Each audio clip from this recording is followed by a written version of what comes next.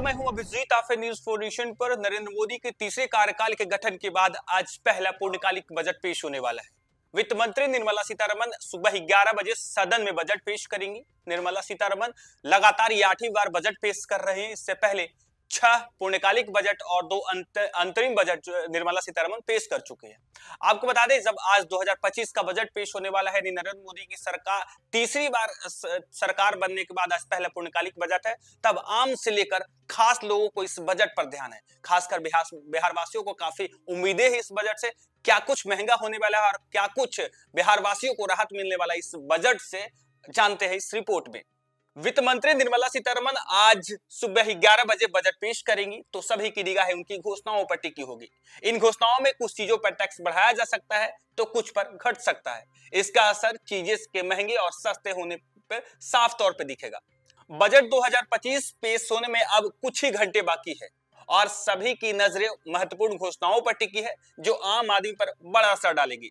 Income tax से संबंधित प्रमुख घोषणाओं के अलावा मध्य वर्ग के लिए काम के क्षेत्र वस्तुओं की सूची भी शामिल है, जो बजट की घोषणाओं के बाद तो महंगी हो जाएगी या सस्ती हो जाएगी। कई घोषणाएं होनी है जिनका असर रोजमर्रा इस्तेमाल होने वाली चीजों पर पड़ेगा।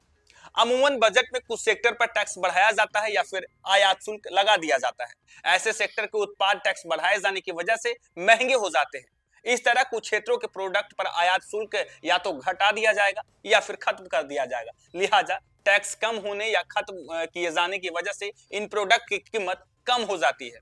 हालांकि इस बजट से इन उत्पादों के दाम घट सकते हैं, यानी उम्मीद लगाया जा रहा है कि इलेक्ट्रॉनिक्स और gadget, smartphone, laptop, smart TV, इन प्रोडक्ट के उपकरण पर आयात शुल्क में कटौती की संभावना है। इलेक्ट्रिक वाहन ईवी जो कि चलन में है, इसमें स्वच्छ ऊर्जा को बढ़ावा देने के लिए सब्सिडी कर प्रोत्साहन की राशि की उम्मीद है। जीवन रक्षक दवाएं जैसे कैंसर जैसे दुर्लभ रोग के उपचार के दवा के पहुंच बढ़ाने के लिए इसके टैक्स में छूट की संभावना है। टेक्सटाइल और गारमेंट की उत्पाद लागत को कम करने के लिए सरकार समर्थन और शुल्क में कटौती करेगी। घरेलू उपकरण के लिए अगर इलेक्ट्रॉनिक उपकरण पर टैक्स कटौती होती है तो वॉशिंग मशीन, एसी और फ्रिज सस्ते हो सकते हैं।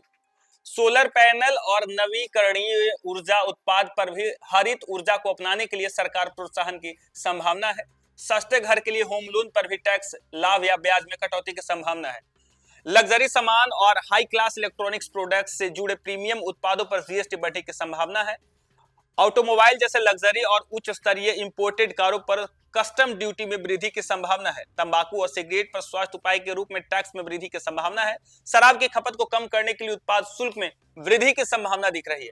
सोना और चांदी जैसे कीमती धातुओं पर आयात शुल्क में वृद्धि की संभावना दिख रही है।